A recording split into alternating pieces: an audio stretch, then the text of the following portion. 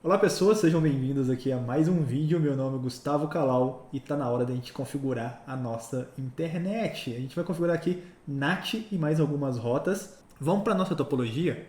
A gente já fez essa parte, essa primeira configuração aqui do ISP, a gente configurou aqui uma interface nele. Eu vou adicionar aqui nessa topologia mais um roteador para emular aqui a nossa internet. Então vou pegar aqui um roteadorzinho aqui. Qual que eu peguei a última aula? Deixa eu abrir aqui, ó. Acho que foi esse PT Router aqui, né? Foi isso mesmo? Vou colocar ele aqui. Isso mesmo. A topologia, eu vou dar uma atualizada nela, porque as interfaces aqui não ficaram as mesmas. Vou desligar ele aqui e vou adicionar aqui esse cara aqui, ó, Gigabit Ethernet. Vou adicionar ele aqui. Eu ligo ele de novo. Cadê? Ligo aqui no botãozinho, ele vai ligar. Na verdade eu tenho que adicionar, já vou adicionar duas portas, porque depois a gente vai precisar delas. Vou adicionar mais essa aqui, ó. Então vou adicionar duas portas Gigabit aqui e vou ligar esse cara.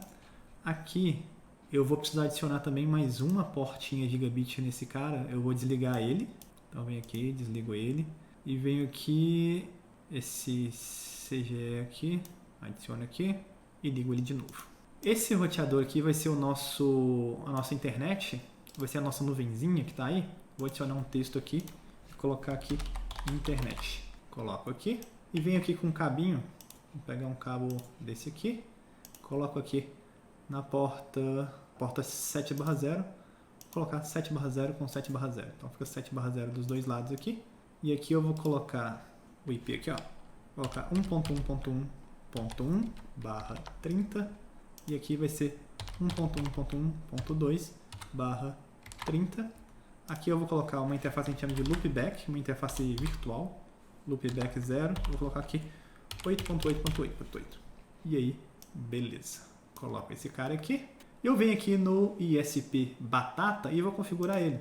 Eu vou aqui na CLI, deixar aqui, ó, e na portinha aqui G7/0, que é a que a gente acabou de colocar, conf espaço T, interface G7/0, G7/0, vou colocar aqui IP address 1.1.1.1, a máscara aqui 255.255.255.252 e vou dar o no shut para ligar essa porta, end, e vou dar um WR para salvar. Lembrando que os comandos vão estar aqui no PDF, né, que vocês vão baixar da aula, vão estar os comandos lá também, vocês podem acompanhar por lá pelo PDF.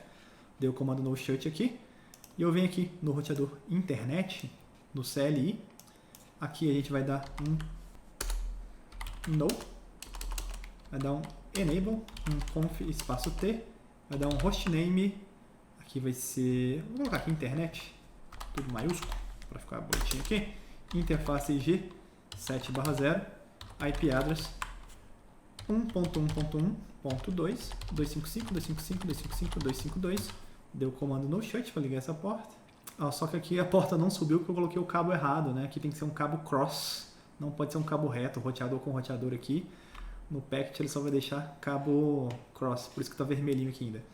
Eu clico aqui nesse botãozinho de excluir, venho aqui, excluo esse cabo, clico aqui de novo nesse botãozinho, venho aqui no cabo cross, que é o cabo tracejado aqui, clico aqui, G7/0 e G7/0, agora vai ficar verdinho. Era só o cabo que estava ruim ali.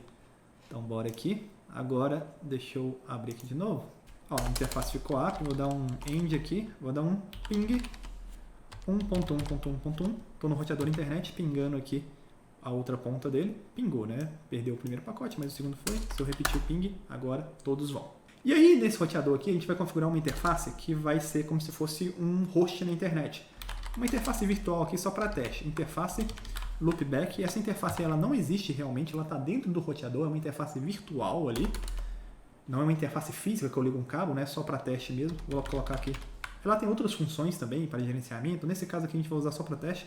IP address 8.8.8. Vou colocar a máscara aqui, 255.255.255.0. Então tá bonitinho aqui. Esse vai ser nessa internet e eu não mexo mais nele. Vou até salvar aqui. Salvo aqui o meu packet.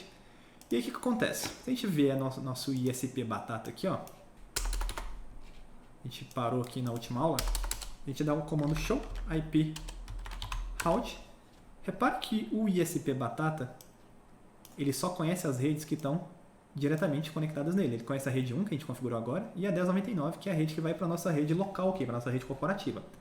Ele não conhece a rede 172.16.0, ele não consegue pingar a rede 172.16.10, nem a rede 172.16.20, nem a 172.16 e nem, por exemplo, a data center aqui. Então, nesse nosso roteador de borda aqui, a gente vai adicionar as rotas para ele alcançar a nossa rede interna. Então, eu vou vir aqui e vou dar o comando conft IP route, estou adicionando uma rota que a gente chama de rota estática, uma rota que a gente coloca na mão, para alcançar a rede 172.16.0.0, que é a da VLAN financeiro. O que eu tenho que fazer? Coloco a rede que eu quero alcançar, a máscara dessa rede, 255.255.0, e eu coloco o IP do próximo salto. Eu estou aqui, o meu próximo salto, que ele conhece, né, para alcançar essa rede, é o Core 1. E o próximo salto aqui tem que ser um IP de uma rede que o ISP conhece, né? Eu vou mandar o tráfego que for para a rede 172.16.0 para o Core 1, porque o Core 1 conhece todas as redes. Só que eu tenho que falar para o ISP Batata como mandar esse tráfego. Então eu vou falar com ele, para mandar para o Core 1, o IP do Core 1, na rede que a gente conhece, que é nessa rede aqui, ó, na VLAN 500, eu vou mandar o próximo salto aqui, vai ser o 10.99.99.10, que é o IP que está configurado na interface VLAN 500 aqui do Core 1. Por que eu estou usando a VLAN 500?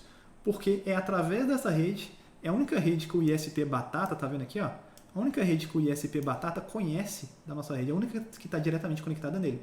Então eu vou usar ela como caminho para chegar nas outras redes. Então é isso que eu estou fazendo aqui. Eu estou ensinando para ele que para chegar nas outras redes, nesse caso aqui 172.16.0.0 com máscara 255.255.0, eu mando para o Core 1, que é através dessa rede que eu tenho acesso ao Core 1. Então eu coloco, o próximo salto sempre tem que ser uma rede que eu conheça. Na verdade tem que ser uma rede que eu consiga alcançar. Nesse caso aqui é uma rede que a gente conhece, 10.99.99.0, e aqui o IP do próximo salto é o 10.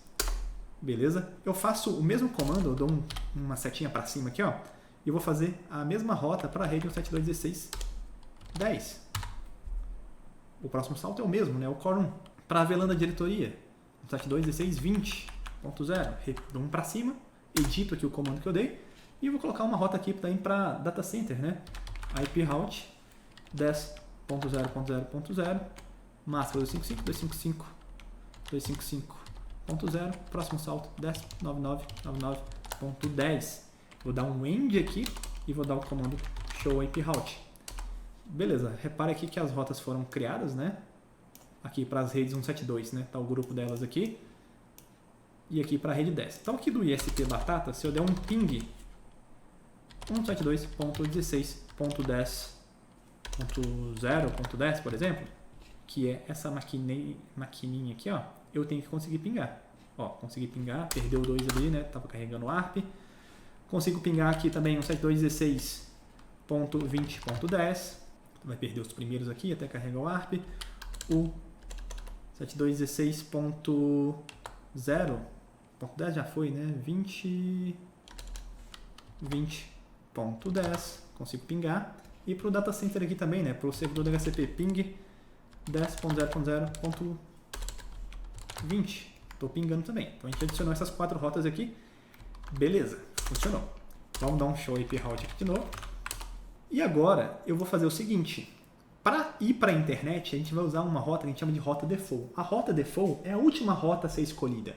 É aquele caminho que eu só vou escolher em último caso. Quantas redes existem na internet? Centenas de milhares, né? Milhares de redes ali na internet. Se eu for adicionar uma rota para cada rede que existe na internet, eu vou ocupar o meu roteador inteiro com milhões de rotas, milhares de rotas que vão ocupar processamento, CPU do meu equipamento. Então o que a gente faz? Eu configuro uma rota que fala o seguinte: se for diferente dessas redes aqui que estão configuradas, eu mando para a internet. Se não for uma rede que eu conheço, eu mando para o meu provedor de serviço, para a internet. Essa rota a gente chama de rota de último recurso, é a nossa rota default. Se eu não conhecer essa rede internamente, se eu não tiver rota para ela, encaminha para essa rota default. Encaminha para esse cara que esse cara deve saber. Se ele não souber, ele vai descartar lá, mas encaminha para ele. Na internet não estão todas as outras redes, então vamos encaminhar para a internet. Para configurar a rota default, basta colocar aqui, ó, IP route 0.0.0.0, máscara 0.0.0.0, isso aqui significa qualquer coisa. E coloco o IP do próximo salto, 1.1.1.2. Eu estou aqui no ISP e o meu próximo salto para internet. No caso da internet aqui é só um roteador, mas imagina que seja o IP do provedor que está lá na outra ponta, né? Eu coloquei aqui 1.1.2, esse é o meu próximo salto. Se eu der agora um show IP route, repare que a gente tem aqui uma rota estática, esse S quer dizer que é uma rota estática, alguém configurou ela na mão. Esse asterisco significa que é uma rota default, uma rota de último recurso, eu só vou usar ela se eu não tiver rota mais específica. E o próximo salto é 1.1.2. Beleza, então teoricamente, se eu vier aqui num... Vou fechar isso aqui. Se eu vier aqui, por exemplo, no computadorzinho aqui, ó, no PC1, vim aqui no desktop. Se eu vier aqui no desktop, venho aqui em prompt comando e vou dar um ping aqui, ó, na internet, nesse IP 8.8.8, ping 8.8.8.8.8. Ping aqui, ó, não está funcionando. Por que que não está funcionando? Eu consigo chegar na internet, mas a internet não consegue chegar em mim. Eu coloquei rota para ir, mas não tem rota para voltar. Então vamos dar um Ctrl C aqui, ó. Se eu der um comando tracer, que vai traçar o meu caminho até chegar na internet ali, ó, tracer 8.8.8, olha só, ele vai traçando aqui o caminho que eu estou passando. Ele vem para o Core 1, chega aqui na rede 1099, a rede 1099 vai mandar para frente aqui, mas ele não consegue ter retorno depois desse saldo. Então eu estou parando aqui, ó. Ó, deu um timeout. O que está acontecendo? Deixa eu fechar aqui. Então, olha só. Na teoria, quando o pessoal criou aí internet e rede, era para todo mundo ter um IP que a gente chama de IP válido. É um IP que você é identificado na internet. Todo mundo era para ter esse IP. Só que esse IP, o IPv4, ele tem 32 bits. Quer dizer que ele tem uma quantidade limitada de IPs disponíveis no planeta. São 4 bilhões de IPs. Ah, mas é muito IP. Na verdade é pouco, porque a gente pensar hoje tudo precisa de IP. Você precisa de IP na Smart TV, você precisa de IP no celular, você precisa de IP para o computador, você precisa de um monte de IP. Então esse IP ele se esgotou. O que o pessoal fez? O pessoal fez uma gambiarra. Eles fizeram dois tipos de grupos de IP. A gente tem o IP que a gente chama de IP privado, que a gente deixa dentro da nossa empresa ou da nossa casa, e o IP público. O IP público é roteado na internet. Então, independente de quantas máquinas você tiver em casa ou na empresa, todas essas máquinas não têm IP privado. Na hora que ela for navegar na internet, ela vai usar apenas um IP público. Então, a gente transforma IPs privados em IP público. A gente faz o que a gente chama de NAT, Network Address Translation. A gente faz uma tradução. Então, o IP privado ele nunca é roteado na internet. Quais são os IPs privados? Tudo que começa com 7216 até um 7231, tudo que começa com 10 e tudo que começa com 92168 é IP privado. Esses IPs não são roteados na internet. Como é que eu faço então para alcançar a internet? Na hora que chega, por exemplo, no seu roteador sem fio aí da sua casa ou lá na empresa, no firewall da empresa, ele pega esses IPs privados e transforma em um IP público. Mas como é que economiza IP assim? Imagina que você tem 1000 máquinas trabalhando ali dentro da empresa com IP privado. Na hora que essas 1000 máquinas saem para a internet, ela vai com um único IP público. É feito um NAT ali. Então a internet enxerga a sua rede interna como se fosse um dispositivo só. Na verdade, tem como você fazer formas diferentes de fazer isso, né? Com grupos de IP válido, mas, por exemplo, na sua casa, você recebe um IP válido da operadora e todos os dispositivos que tem na sua casa são nateados para um único IP externo. Qual é o problema de utilizar NAT? A gente tem vários problemas de aplicações em tempo real, por exemplo, jogo online, transmissão ao vivo, de vídeo e voz. Como você está passando por um dispositivo que está refazendo o seu cabeçalho IP, esse tipo de transmissão em tempo real, ela tende a perder desempenho e perder qualidade. A solução desse problema é a implementação de um protocolo chamado IPv6, que tem muito mais endereços. Mas não é o caso aqui. Vamos fazer uma implementação de NAT aqui, só para a gente ver a ideia. Aqui a gente vai fazer um NAT básico aqui. Eu venho aqui no ISP Batata, eu venho aqui na minha interface G6/0,